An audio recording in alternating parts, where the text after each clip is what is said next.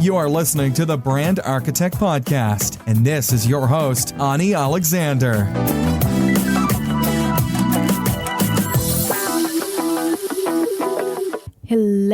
Hello there, and welcome to the Brand Architect Podcast, the podcast that helps you establish your brand and grow your online audience.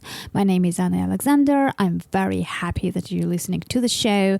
But before we started, I really want to let you know that SiteGround is the sponsor of the Brand Architect Podcast. It offers managed web hosting that customers love. The hosting services are crafted for personal, business, or enterprise projects. Whether you're using a custom solution or a popular open source software like WordPress, for example, SiteGround lets you build better, faster, safer websites more easily and offers multiple hosting options that your websites can grow into. So make sure that you visit anialexander.com/SiteGround because you have a great offer because you are listening to the Brand Architect Podcast. As a Brand Architect Podcast listener, you're getting 60% off on all hosting plans. So make sure you check it out, anialexander.com/SiteGround. Well, today we have an interview coming up, and we will be talking all about storytelling and how to use it in establishing your brand, in creating your brand, and how the storytelling techniques will benefit you and your brand and your online presence in general. So let's dive into the interview straight away, and I'll be back with you at the end of the show. Okay, so hello everyone and welcome to the Brand Architect Podcast. Today I'm talking to Harry DeWulf. He is basically someone who is helping people tell better stories in general terms. So, I'm sure that he has a better version to introduce himself. So I'll just, throw the ball at you and you can explain what I really mean by saying that. I'll have a go. I spent the last few months thinking about how to explain what I do as I start myself to generalize it. So to tell my story, I've spent the last several years helping authors with their stories. And over the last few months, I have begun moving out into using storytelling in a much more general settings. And I'm currently working with people to use storytelling as not just teaching storytelling itself, but using it as a teaching technique. So uses in education, but also there are an awful lot of uses for it in the workplace, both just in terms of things like career development, team building, leadership, but also in certain quite specific tasks, things like product development, things like brand building, but also things like project management, risk assessment, logistics. There are all kinds of areas where storytelling is a very valuable means of establishing conversation, giving people a context to work with, and in communicating. So I settled on this phrase, which is to say that I say that I help people with stories, which has a pleasant little ambiguity in it, because I use stories to help people with their work and I help authors with their stories. So most of the writers that I work with are fiction writers, but outside of that, I'm now increasingly working with, as I prepare seminars, courses, workshops, people who have never done any storytelling, or who have only used things like storytelling in marketing, in advertising, or copywriting more broadly. Mm. Yeah, I mean, it's amazing in how many places storytelling can be relevant, as you mentioned. Like, there are many, many areas you can get involved in, and these days specifically because it's so much information and content out there that, people remember stories, not just, the plain texts and the information as just a piece of content. So obviously, you mentioned marketing. Obviously, in marketing and in branding and in establishing and creating a brand from scratch, story has a very important core position. So can you tell, based on your experiences, what does it bring extra, and why should everyone consider spending a lot of time in creating the right story for their brands?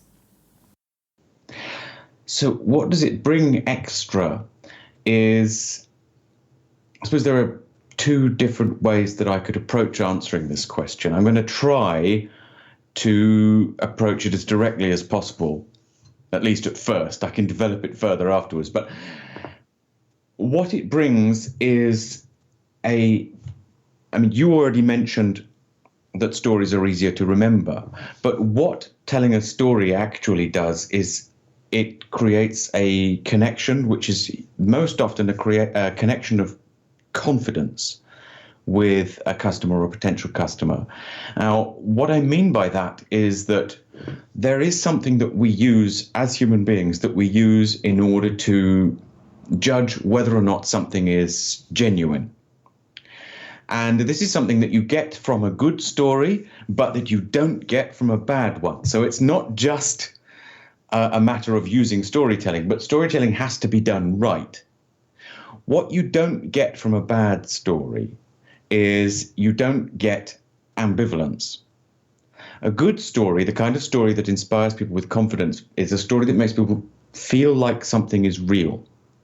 And to feel like it's real, in anything that's good, we're not surprised if there is a cost, or if there is a little bit of bad, if we have to give something in return, or if anything is being offered to us that seems wonderful, but that maybe there's something that isn't absolutely ideal for us, then we will believe in it. But if you are given a story which is telling you you have a desire and your desire is going to be perfectly satisfied, or you have an obstacle to overcome and we're going to overcome that obstacle and you'll be able to forget about it forever. If you're hearing that kind of story, if the majority of people hear that kind of story, they won't believe it. And you won't therefore get the confidence that you need from your potential customers.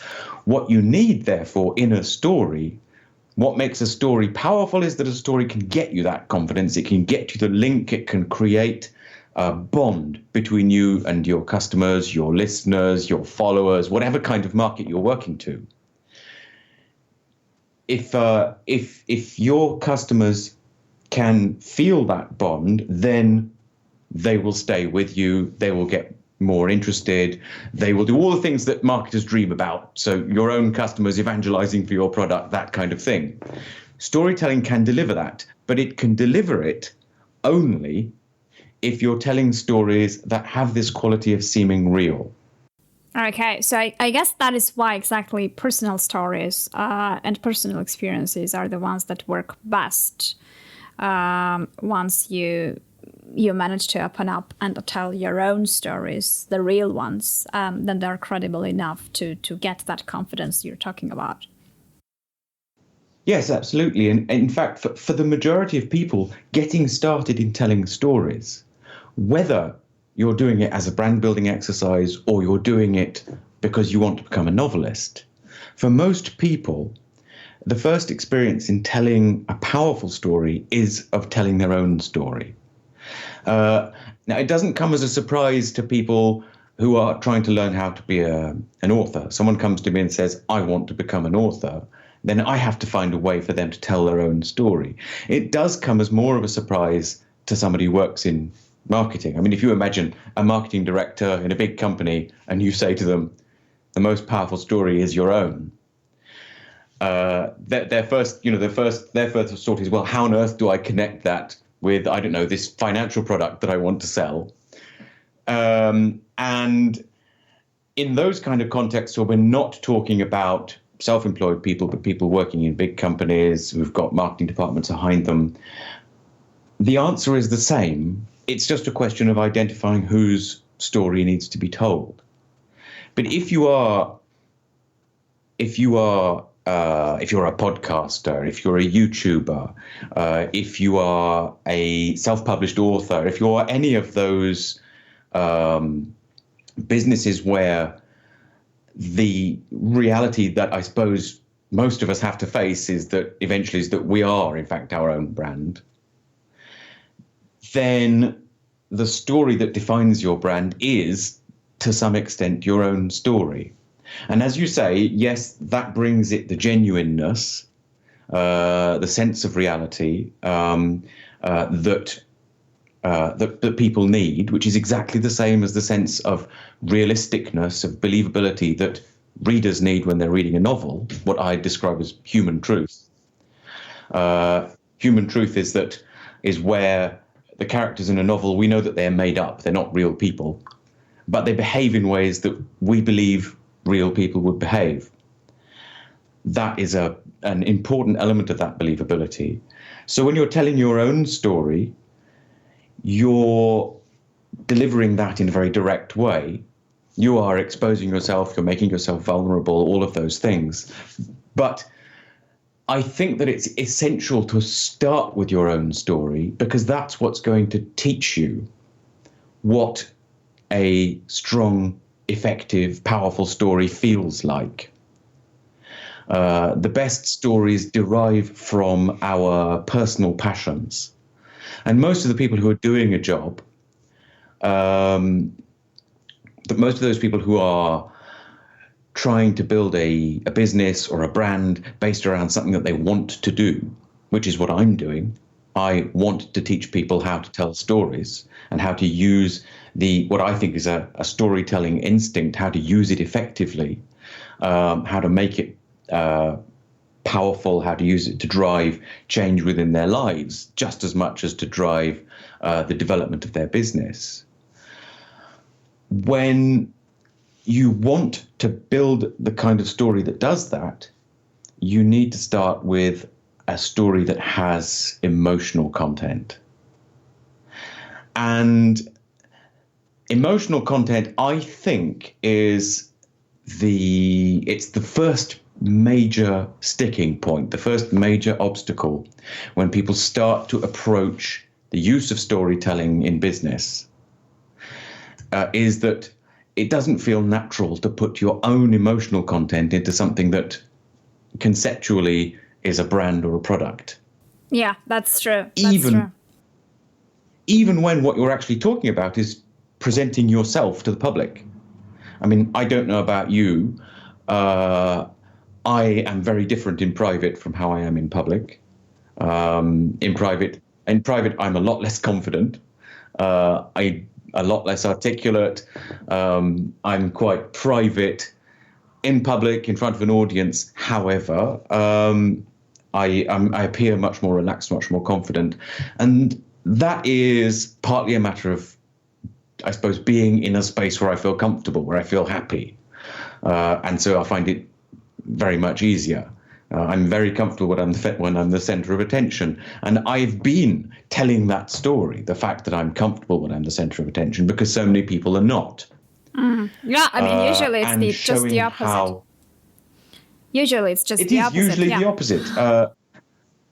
But actually, I'm discovering that quite a lot of people who would describe themselves as introverted are actually quite comfortable when they are the center of attention up on a stage with a microphone. Whereas they're much, much less so when they are among a crowd, even if people are coming to them and asking them questions. The classic example is people who are exhibiting at popular culture conventions, so comic cons and sci-fi cons and so on. If they're on a panel and answering questions, then they're completely comfortable. But if they are sitting at their stand and people are coming and asking them questions and talking to them and they're surrounded by people, then they feel very uncomfortable. So, and those, I think, are very good examples of people's personal stories. and how those personal stories, in fact, form part of a brand. And you can see that I'm trying to kind of use myself as an example there. I'm actually saying, my offering, a large part of my offering is me in a room full of people, guiding them through the process of creating a story that is either about themselves or is about some theme that we've chosen together. It doesn't matter what it is, but if you like, the story of my brand is, here's this guy who spent a lot of time working with authors and people who want to become authors, who's now saying, actually, storytelling is universal. We can all use it in all kinds of situations. And so the story that I'm telling about my brand is, well, what kind of person am I? What kind of person is behind that? And what is the emotional content of it? And so, as I say, for me, the emotional content is actually, this feels like just you and me, but to me, this is talking to an audience. Yeah. And so this is where I feel at ease. Yeah. Yeah, I completely understand. So let's just, I'm trying to sort of, since you started with the example of your brand, let's just get one example of a situation of a person and try to sort of, so they are not really overwhelmed. And because many people, when they're just starting, they have too many things to think about and they get confused and overwhelmed and they don't know where to start. So when they're told that they should use their story, very often they get stuck right away, right there, because they don't know which stories they should pick up, which stories they should, put the most focus on, and which is the story that they're going to use as a core for their branding. Because obviously, we all have different stories we could tell about ourselves. So let's start from that beginning point. So I'm just creating something. I'm just starting out, and I need to understand. What do? I do understand the importance of the storytelling. I absolutely know that I have to use it. I have my life, I have my experiences, I have different stories. How do I pick up the one from which I start, and how do I go about it? There are a number of different ways, but I'm going to focus on one which is a very good point of departure. And that is the story of your conviction. And that your conviction is this: it's what convinced you that you had something to sell. And so I would say to you, can you describe the moment where you realized that you had something that other people would be interested in, or that other people would spend money on, or that other people would want to talk about or want to discover? It's what happened that caused you to realize that? So that I call that your conviction. And what makes that a good focus for your brand story is that your conviction is also therefore likely to be what gets you enthusiastic about what you're doing. It's what drives your enthusiasm for it. It's the reason why you're building a business in the first place. Well, it's because you believe that you have something that's going to work. So the story is, where does that come from? What convinced you of it? It varies a great deal from person to person. You may have just been talking to a financial advisor who said to you, the thing that you're proposing, I'd buy that. You may be, I had that moment of conviction. The person I was talking to actually had to take the time to convince me that what I was offering was something that other people would want. And that makes a terrific story. If I go into that story that I was talking to someone and saying, I'd kind of like to do this thing, but I'm not sure about this, that, and the other. And she then took the time to try to convince me that what I had was something that was worth delivering to others. That makes a great story. That's got story written all over it. There's a process that follows on from this, of course. If you can identify that point where your conviction comes from, why you think it's going to work, then initially you're definitely going to have something that looks a lot like an anecdote. It's going to be, just as I was saying, I was talking to someone and I said that I quite like doing this, and that at the moment I'm doing a lot of this kind of work and I'd like to do less of that. And it sounds a lot like an anecdote because it's what it is. But because it's focused around this consequence, which is that suddenly I realized, oh my goodness, I can sell this to people. People are going to want to understand how this works or what this is. People are going to, the work that you do, teaching people about marketing and so on. All of that stuff is things that a lot of people want, and not just self-published authors, but in fact everybody wants it. And when it comes to storytelling is not just for people who are self-employed or for people who are running a business alone. Storytelling is actually for anybody who needs to communicate particularly with a broad public. So you have I'm trying to keep myself focused here. You have a kind of anecdotal story, and it says, I had this idea and something happened that convinced me that this idea was something that I could sell, and I began selling it, and there is a story. How does that become a brand? It becomes a brand because at the center of it, there is a conviction. Now, I can talk endlessly about my conviction because I know exactly what it is, because I spent a lot of time thinking about it, and also because stories are my thing. And as an editor, people send me their stories, people send me their novels, their manuscripts, and I look at them and I turn around to them and say, the main theme of your story is whatever it is. It may be the coming of age or your struggles with your parents or whatever it is. I will turn around to the author and say, this is what your story is about. Quite often it's a surprise for them, but that's a skill you develop when you work as an editor. Doing that for yourself is not as easy, it's not as straightforward. As you say, people have got a lot of things to think about. So focus on, why do you think that the thing you want to sell is something that people want to buy? And from that conviction, why you're convinced of it, will arise your ability to convince other people. Mm-hmm. Yeah, makes sense. And that's the core of a brand that derives from a story.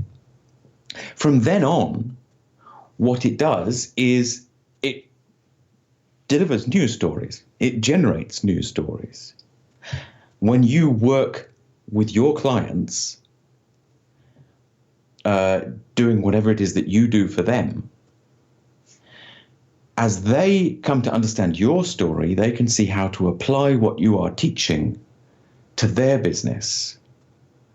And that becomes another story about your brand, as it is becoming a story about theirs.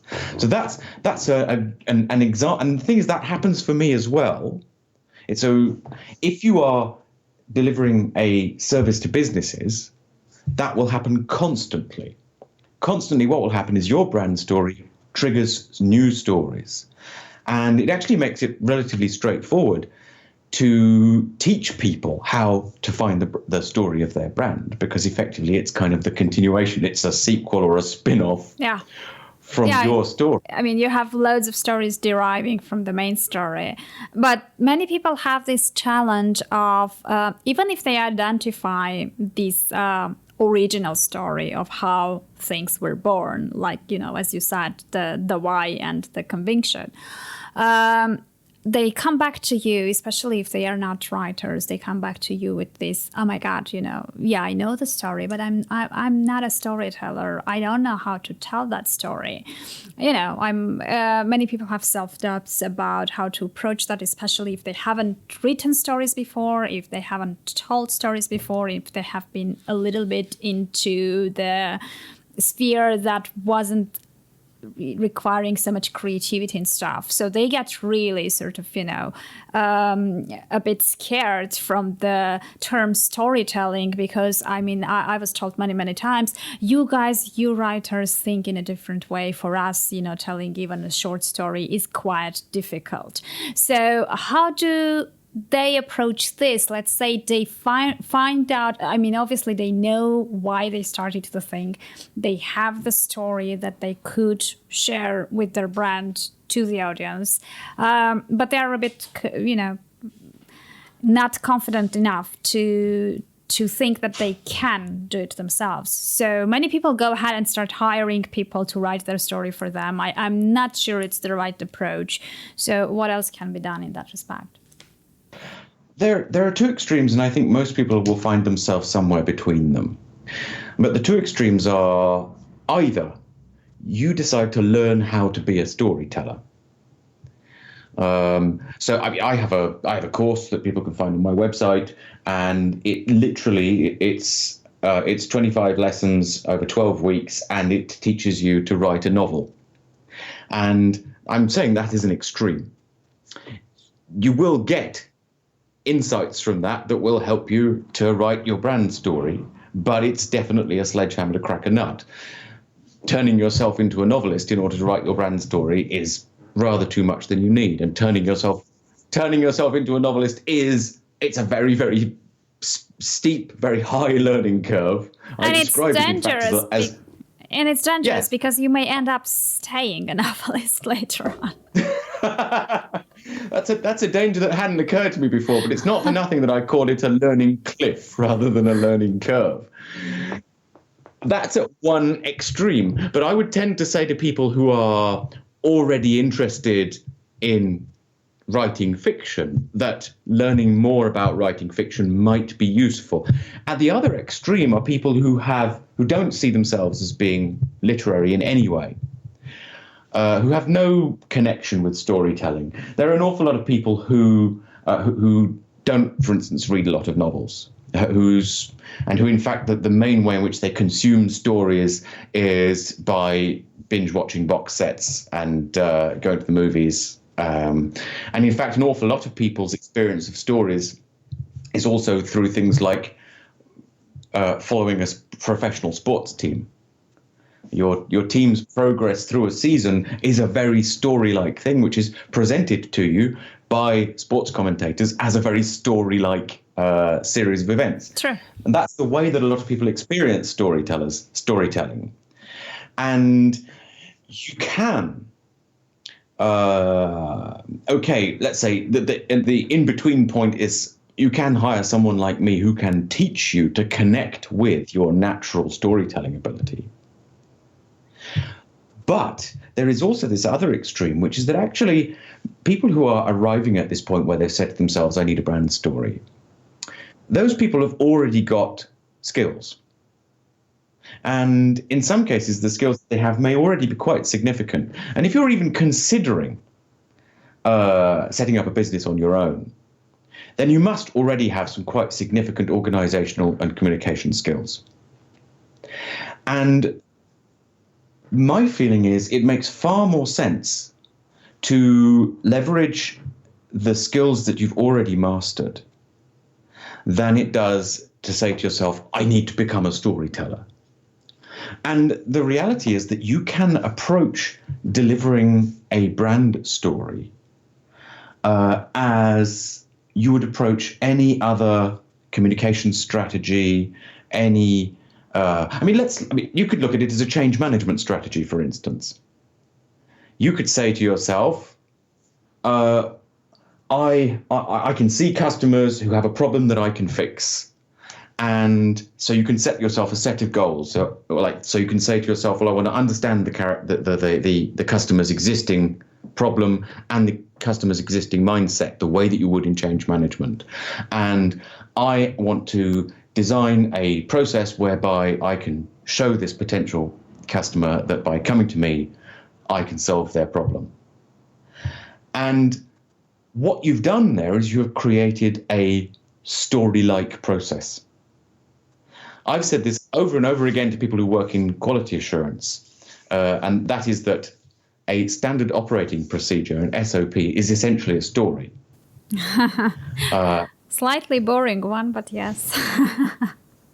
a very boring one, and also alarmingly often a completely fictional one. But nevertheless, nevertheless, it is a story. And if you, in fact, already have experience and skills at doing that kind of strategic planning, and you already have the skills in, I mean, even just basic management skills mean that you know how to understand people's concerns, people's worries, people's fears. And all of those are emotions that drive stories. And I think that a lot of people can, in fact, look at their experience in business and look at the human interactions that take place. Because let us not forget, the one thing that a story is in absolute terms is a human experience. You can look at your human interactions and look at the parts look at where you know that you're already effective. You know, if you know that you're already effective at looking at and understanding, let's say, the problem in the functioning of a team that isn't working well together, that kind of knowledge can be used to build a story on. Because what you're effectively doing is you are identifying a very complex problem. I mean, in the case of a team that's not functioning well, that's a very complex social problem. And you are applying solutions to it, which are very creative and very imaginative. Most people are vastly more creative than they realize. And I think that, yeah, and so I think if you have in front of you, you have someone who is very nervous about the idea of creating a brand story, what they need to do is recognize that they have a lot of knowledge and a lot of skills already. And the reason why they feel like they don't know what to do is because it's kind of like they've said, behind this big door here, there is a mystery called storytelling. And it's all of that stuff. It's all stuff I don't know. I don't know any of that. The only people who can get through that door, the only people who have the key are novelists and storytellers. And I'm not that person, and I can't become them overnight. No, you can't. What you have to understand is that actually an awful lot of, because an awful lot of what's behind that door, you've already got it. Yeah, what I meant was since you mentioned novelist, it just made me think that many people think about storytelling as something in a written form specifically. So they are thinking about writers and authors, novelists, short story writers, etc., etc. But I guess we can also discuss that whatever they create, whatever they come up with, can be shown in different formats of storytelling, and written format is not the only one that you can tell story with. So if you're not very comfortable with text specifically, you can have other ways of showing your story or telling your story, right? Yes, absolutely. In fact, I think it's one of the very first decisions, and again, this is a typical business strategy decision that you should take, is in what form should your story be communicated? And that's just a matter of understanding your market. But the reason why I made that connection with following the progress of a sports team is there is something which really is a completely non-textual story. But there are many other ways. A brand story can be very visual. It can be, obviously there's audio and video we know about, but in fact it can be done just with a still picture can tell a story. The right picture can tell a story.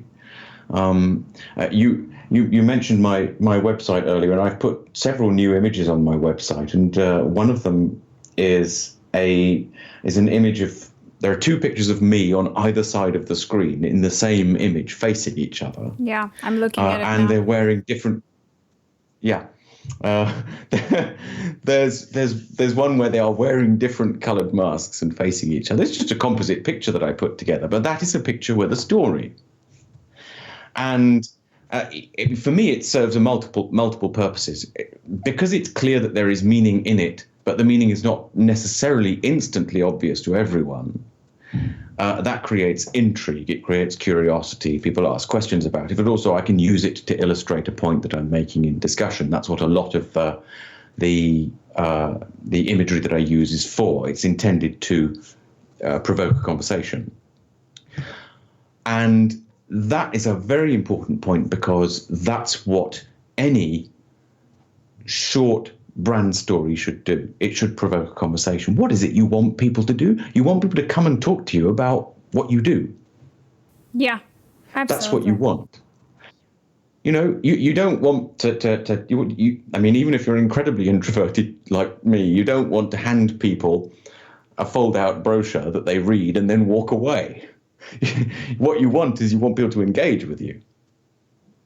And so, yes, you can use a still picture. And I guess what I would say that is worth understanding about that is that if when you're using imagery, what you want is you want people for it not to be instantly obvious what the picture says. And the best way to do that is actually to not say to yourself precisely what you want the picture to say, to be in doubt yourself, to come up with something that many of the most meaningful works of art had no meaning for the artist. And that's a very, very important point about engaging people and engaging their curiosity. And I get to play this game all the time because this is one of my themes, is using masks. And I like to say to people, look, what do you think this picture means? And I will then confess that I've designed the picture to look as if it has a lot of meaning. But I didn't work out in advance what it meant. It's there for people to interpret. Oh, okay. And that's one of my brand stories. One of my brand stories is that I like to explain how the trick is done. Yeah, makes sense. Absolutely. Well, I guess the thing is that, what do you think about the following? Is there one brand story, or there are several? Because you told that there is one original story, the story of credibility, a credible story of conviction, and then you have many other stories that derive and come from that one. But do you think there can be several brand stories in terms of what you stand for? Well, let me take. Okay, so I've been avoiding doing this so far, but let's take an example from fiction. And the question to ask yourself is, what shows you in our modern, in the current way in which written fiction is consumed? How can you really see what's the really strong indicator that a work of fiction has really caught fire? Well, the answer is that it generates fan fiction. That people want more, they want it so much that they write it themselves. And that's what the most powerful stories do. Even when at their core, they are very simple. Because they capture the imagination of readers, or of it can be a TV audience, a cinema audience. It doesn't matter really what kind of how the story is being experienced. It captures people's imagination so powerfully that they want to stay in it. And inevitably, that's the ideal thing that you want a brand to do. If your brand is for a brand to go viral, that's what it has to do. And that's one of the reasons why you can't really engineer going viral, because there is something weird happens when people's imagination is really captured like that.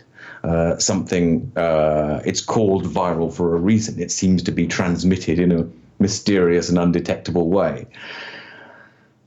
But what that implies is that even a brand, even a simple, basic, and let's say that you're selling a range of cosmetics, even in something that seems as simple and straightforward as that, there are many stories to tell. And why? Well, let's take a range of cosmetics. The same set of cosmetics applied to the faces of 6 different people will have different transformative effects on each of them. For me, that's 6 stories about the same brand. Absolutely. Yeah, totally. It's so I guess it's just a matter of I mean, if we try to recap, first of all, we definitely touched this point, and it's obvious and very crucial that storytelling has to be used in your branding, because if you want to become a brand that people resonate with and remember and stick to, then it needs to have a powerful story behind it. And the first story that you could start using and sort of, identifying first is that story of how you ended up doing what you're doing and why you're doing it. And how did you end up there and where did you start? It definitely needs to have emotional content in it, because otherwise it won't be touching people's hearts, basically, so they won't really care too much. And then it will derive many other sub-stories based on how you do. So basically, we can say that by doing what you're doing, you will end up creating and continue writing your brand story eventually within the process. Yes, I think as you repeat the process, what you actually work towards is in fact a cultural archetype, but it's a transformative story, and ultimately the strongest brand stories are stories of transformation. They are, what will the brand change? How will the brand transform the lives, the activities, the business of your customers? And it's, in a way, I suppose what you could do is, if you can draw a path between your moment of conviction and how you feel about that through to how what you deliver brings transformation to others, then you have the most powerful brand story. Mm-hmm. Yeah, absolutely. And then after that, just as an example that you told about fan fiction, then you will have this word of mouth effect, and the people you changed will tell their stories about your brand, basically, and will play part in the storytelling of your brand. So at some point you don't even have to do all the heavy lifting by yourself. After that, you will be sharing it with your audience. The work part. Yes, the great brands develop a life of their own. Thanks a lot. I mean, we sort of dived pretty deep. I guess we covered a lot in these 40 minutes. I'm sure sort of there are loads of takeaways from here, and I just want to mention to those that listen that it's a process. You need to be a bit patient. I don't believe that the clarity and the story and everything that you have to create really can be done in a day or two. So you need to spend some time tapping into the things, trying to feel it out, trying to understand and choose and actually communicate the story at the end. Yes, talking to people. Talking to people about it is essential. Yeah, so it's very, very crucial. It's a long-term thing, but it's definitely something that you have to do from the very beginning, because I do believe that it's very challenging and very hard, and it damages your brand if at some point, just because you didn't choose the right story for your brand, you will need to come up with a new story and change the one that you already started communicating. It's a bit, it's better to spend a little bit. That's a terrific story. Having to change your story is a great story. It is painful. It's hard work. It's very hard. And, there's a lot has to be done, and you'll lose some followers as you gain others, but it does make a great story. So, there's good and bad in picking the wrong story to begin with. Yeah, I guess so. So it's a matter, I guess, as always, it's just two choices that you have. You either spend a little bit more time and coming back with the story which is right and you can stick to for a long time, or you don't waste too much time. You just go ahead with the one you have and see what happens, and later on just because I find the think right one. that. Sorry, I think that brands evolve anyway. And in fact, the smaller the company, the smaller the business, the faster the brand will evolve. There is a limit to how many clients one individual can have, and the clients that you get will inevitably affect the kind of work that you do. And even if your customer base is 150,000 followers on Instagram or whatever it is, that customer base will have characteristics that also evolve over time. And that means that your story and your brand story will inevitably evolve. But that's a matter of, I suppose, it's a matter of staying aware of it, and to a certain extent, keeping it under control, making sure that you're taking the decision about where it's going. Yeah, that's true. Otherwise, once the audience and people around you start sort of making decisions about your brand, then you will basically be following their direction, which may not be the one you initially wanted to go with. So yeah, definitely. Well, thank you so much for taking the time and talking to us about this. It was really, really interesting. So I really liked the way it went. And I hope that you will be using storytelling in all these different areas that don't have storytelling as a very popular method yet. So hopefully, with the time it will become. So, okay. Thank you. Take care. Thank you. Okay, so that was all from the interview part, but I wanted to let you know about two things, basically. So the one thing which is very important, and I will give more details later on, but I have created a Patreon page. Patreon is a platform where content creators get supported by their fans. And I really wanted to create this place where listeners could support me, could help me out, and could get extra value aside from the podcast that I'm having right now. So I have loads of things prepared for you on Patreon. I will prepare a separate episode about Patreon, about the details of my page, about everything that is connected to that, because I really believe that it will be the second place where we will be gathering together and where you will be getting value from me. I will be sharing more content, providing more insights, and we will definitely engage together. And we'll have dialogues and we will interact, and it will be really, really cool.